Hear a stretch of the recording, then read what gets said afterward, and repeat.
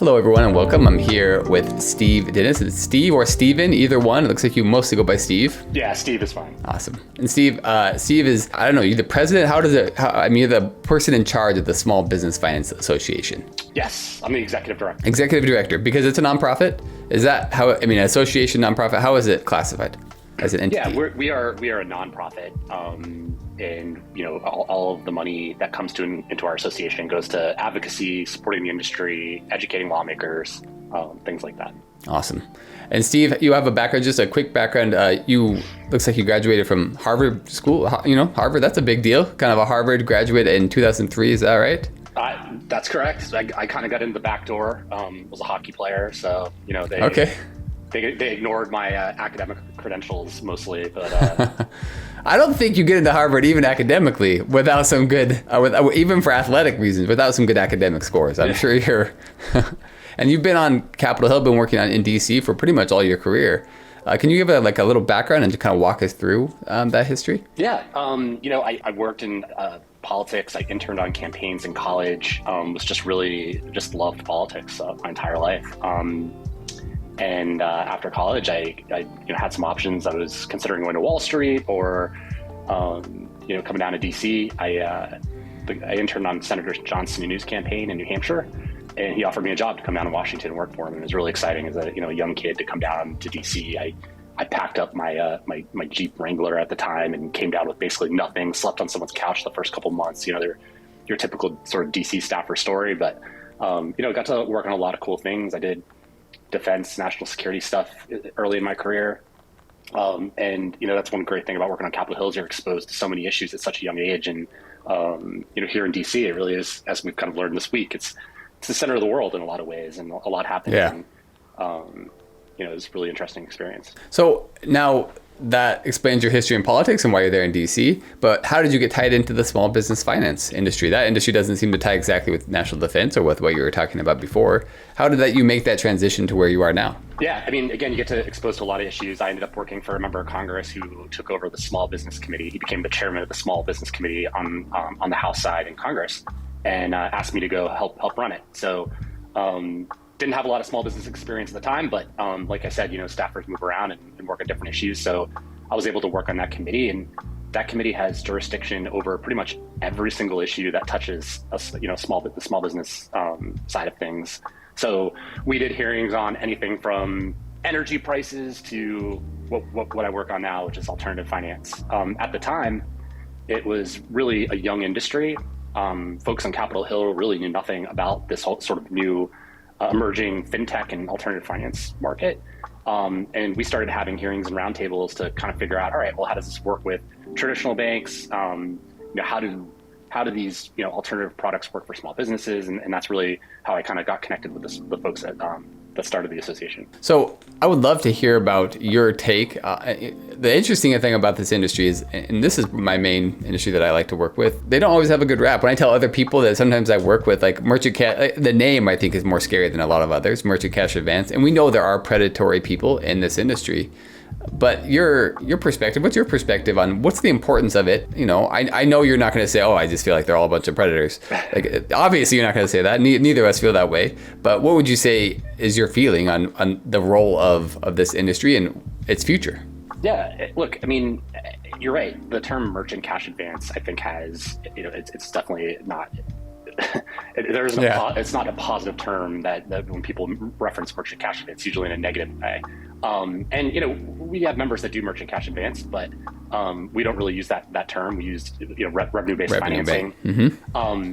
But largely our association, what I love about the SBFA, our members are really committed to best practices. They're really committed to doing things the right way, and that trickles down to what I do on a day-to-day basis. My job is to go talk about the industry to policymakers, regulators, media, and we have a really good story to tell. Our members are really picky about who we allow in our association, so we can go and look a lawmaker or a policymaker in the eye and really tell them the positives of the product, kind of what our industry does, how we help fuel small businesses, and not focus on the negative.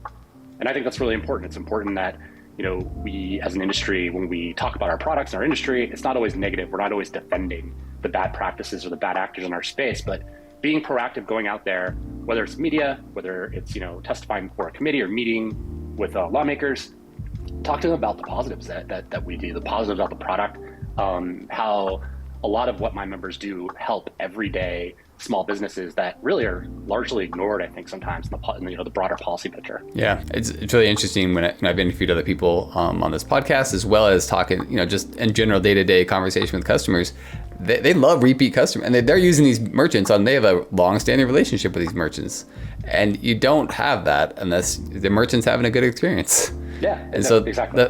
They're getting served, and it's helping these businesses, like you said, and they're overlooked a lot of times. They cannot get access, and banks are probably moving away more and more from this market, right? The smaller, the smaller business area. I think there isn't enough attention, especially here in Washington and state capitals like Sacramento and Albany and other places, on these sort of the mom and pop businesses that are sometimes forgotten. You turn on CNBC, you're hearing about AI, you're hearing about all the tech startups, and you don't really hear a lot about, the laundromat owner or the local mechanic or, the small mom and pop restaurant. And that's our bread and butter. That's what our industry focuses on. It's exciting to tell that story because it is largely ignored by the sort of sexier, broader topics here in DC and across the country. So like you said, there's been a lot of change in this industry, but especially, what do you think are the big policies or big things that are coming out? You said, especially, this week, lots of changes. Talk to us about that. What's the most important thing right now to these people in the industry, the people in the small business finance industry?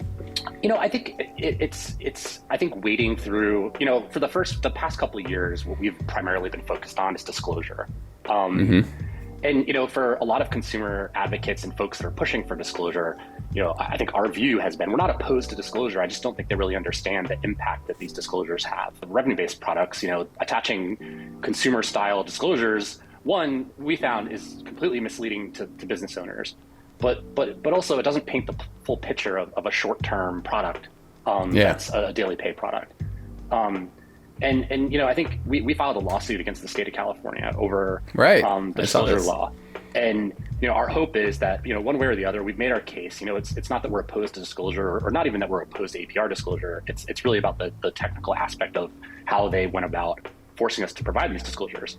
And the judge is going to decide one way or the other. And hopefully this issue will be over and we can focus on other issues moving forward. And, I think a part of that is what you mentioned earlier. It's the perception of the industry, the perception of the product. I think in the future, there's going to be increased regulations on brokers. A lot of the stories that I hear when I travel across the country to state legislatures, a lot of the problems, aggressive marketing and sales tactics or aggressive collections practices, not having access to customer service, some of the frustrations that bring a small business owner to complain to a regulator, complain to their lawmaker. It's really a broker at the end of the day. Right. I think we're going to have, because they don't have a long-term relationship with this merchant. Typically, they're just like not all of them, right? Obviously, we know that some do, but they have that quick. They kind of just get those over to the funder as fast as possible, and then they don't do any underwrite. Misrepresent. Add fees. Misrepresent fees. Misrepresent the product. So there's a lot of things that are happening kind of on the front lines and on the customer interaction phase that really cause problems in the public policy world. You're going to see that in California this next year. I think there's going to be a bill introduced that would regulate brokers pretty significantly. And I think you're going to see expanded licensing for brokers. You saw, in Connecticut, or not in Connecticut, in Virginia, they now have a broker registration requirement. I think you could see things like that pop up across the country. But, from our perspective, I think it's narrative more than anything. We have to go and sort of explain how this industry works from broker to funding in a way that policymakers understand. And again, tell the positives that come out of our space and success stories that a lot of our members have and can share about the businesses they fund. And what do you think is the perception in general of regulators, of politicians that are there making the laws? What is their perception of this industry in general? Yeah, look, it really depends on where you are. I think a lot of regulators, I should step back. A lot of policymakers, elected officials, they don't like high cost products. Nobody does. Nobody. No. If you tell anyone off the street, hey, this is a 150% APR product, they're like, oh my God. But once you talk to them about it, say because APR is completely misleading. APR isn't a reflection of cost. It's a reflection of the time value of money. And, if this is paid off over 2 years, it's like a 20% APR. If it's paid off in 12 months, then it goes up. So when you explain to them the mechanics of APR and the mechanics on how people, view cost, they get it. And I think that's why our association is so important in this whole debate and being the sort of the face of the industry, because we have a really good approach. We don't go in and say no. We don't try to hide anything. We don't go into a state and say, well, we can't calculate this, or this regulation doesn't work for our industry. I think that's when policymakers, regulators get agitated. We go in and say, what problem are you trying to solve, and how can we help you solve it? Right. So what advice would you give to other funders, brokers, people in the industry that are, it's a little scary. Some people are like, okay, we're not going to just operate in California for now. We're just going to stop doing that. Or, so what advice would you give to them to help them navigate, especially this with disclosures coming to more and more states? Right. So, yeah. I'd say join the SBFA. There you go, number one. Right. No, but in all seriousness, I think it is important. I think the one thing I always tell people when they ask that question, just don't be afraid. Don't be afraid of the regulator. Don't be afraid of the policymaker. They're people. And you got to understand that our industry, when we tell a positive story about our space, when we talk about our small business customers and not focus on why we can't comply with this disclosure, or why we can't do this, or why we can't do that. When we talk about our small businesses are the third rail of politics. They're a massive constituency, and they're extremely important. And we need to rely on that. We need to tell the positive stories. We need to tell, to talk about specific merchants in districts and in states where it's been a huge success. Like you mentioned, a lot of our customers are repeat customers. They come back and use the products because it's useful for their business. I think, the number one thing we talk about when we go into an office is, these aren't consumers. Businesses are trying to make money. When they see the cost of a product, they're thinking, hey, I'm going to make 5x that. So, Yes. I'm not as concerned about the cost. I think what's more important to them, what we found, is how quickly can I get the money? Because I have an opportunity and I need it, as soon as possible. That's the most important factor. So, and it's education. It's just don't be afraid. Don't be afraid to be involved, politically. Don't be afraid to get involved in a trade association. There's some benefits too. I think we've seen with regulators, they look at the SBFA and they know from, our interactions, the SBFA members, if you have that seal on your website, or if you're a member, they know that you're doing things the right way, because that's who we surround ourselves with. Right. So would you say that, like, I've tried to pay attention to some of these laws that come out too, just because I'm interested in the industry and try to be more familiar with it. You're in Washington, D.C., but a lot of this comes from the state level. There's not really much federal regulation, and maybe it will come that direction. How do you navigate that? Like going between, okay, I also got to, deal with each individual state as they're coming up. And that's a lot of work for you. Like, how do you navigate that? Yeah, it's crazy. Sometimes, we're operating in 10, 12 states in a given session. It's a lot of bounce around to crazy state capitals. But yeah, federal is different. I'm sure as everyone witnessed this week, Washington is a little dysfunctional right now. So, there has been a bill that's been introduced. It's a Federal Truth in Lending Act bill for small business. It would attach the TILA regulations to small business customers. We're obviously opposed to that. We're opposed to that type of federal mandate, but it's a bill that really hasn't gone anywhere, mostly because, the House is now controlled by Republicans. Republicans traditionally oppose stuff like that. And, it just really hasn't gone anywhere.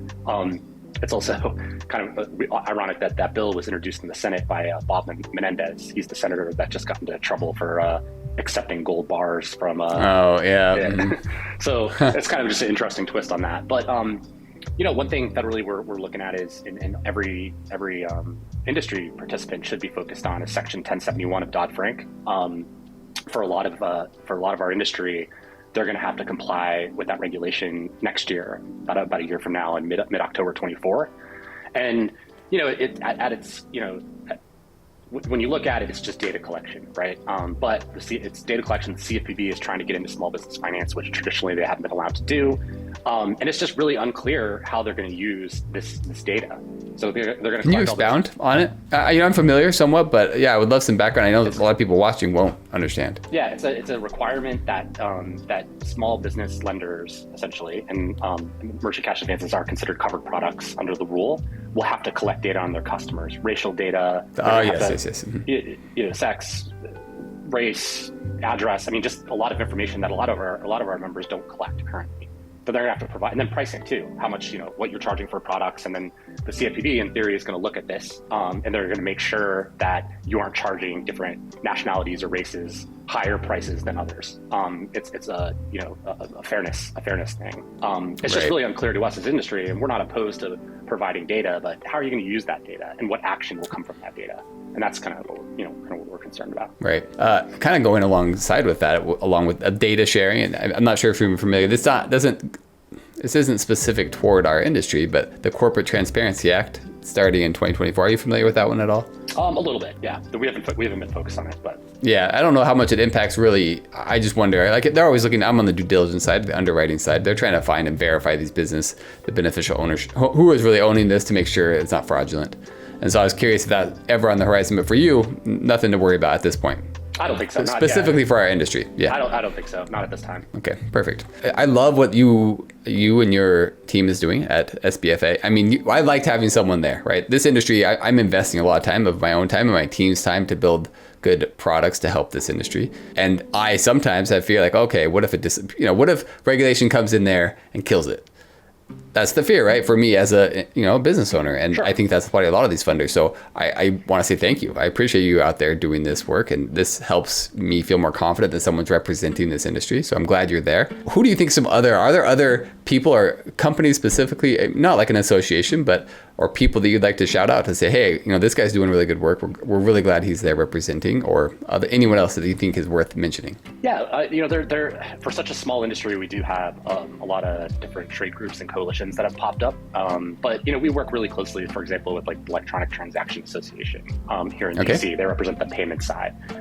There's a lot of small business partners that we have that we work with. I can't think of anyone specific right now, but we're willing to work with anyone. The Equipment Leasing Association, for example. Sometimes we butt heads, but sometimes we work really closely on stuff. The Factoring Association is another that we work with when it makes sense to do so. That's great. Well, this has been great. I really appreciate your time, Steve. Any final thoughts, any final recommendations? You said obviously them joining the SBFA would be huge, right? That's helped with good support for you and helps the lobbying efforts. What else can they do? Yeah, I think just be really mindful of your practices and sort of how you're representing the industry. I mean, it's really easy. I think we all sort of learned a lesson when there was a big article series that came out about the space when Bloomberg published the articles, and really the centerpiece of that was the confession of judgment. And at the time, no one really thought anything of it, but the COJ was a really bad practice, and because a couple bad apples were using the COJ in a bad way, it really kind of blew up our space. And articles like this can really, bad practice like this that lead to big articles like this, it really can be damaging to the industry. So I would just recommend, really do a deep dive, look at your internal practices, make sure that everything that you do passes the front page test, meaning that if what you're doing would end up on the front page of like the Washington Post, that you'd be comfortable with it. And that's one thing we do at the SBFA is we have best practices. We make sure that our members are doing things the right way. And then if media does want to get involved or legislature wants to get involved, we're there to help out on the association side. So yeah, that's great. Not only thinking about the industry, but also yourself. How would you feel if this is on the front page? It's a really good way. It's a good way to act in life, right? Yeah, and I mean that goes to the sales level too. And we have a certification that we launched, we've had a couple hundred people go through our certification, and it's we have these examples of how salespeople or brokers can get in trouble just by using the wrong terminology. So just really important to focus on that and just to make sure that you're running a good business and pretty common sense stuff. If you don't want anyone to know about it, then it's probably not a good practice. Probably not a good, yeah, that's exactly right. All right, Steve, well, I appreciate your time. Thank you so much for this. Thank you.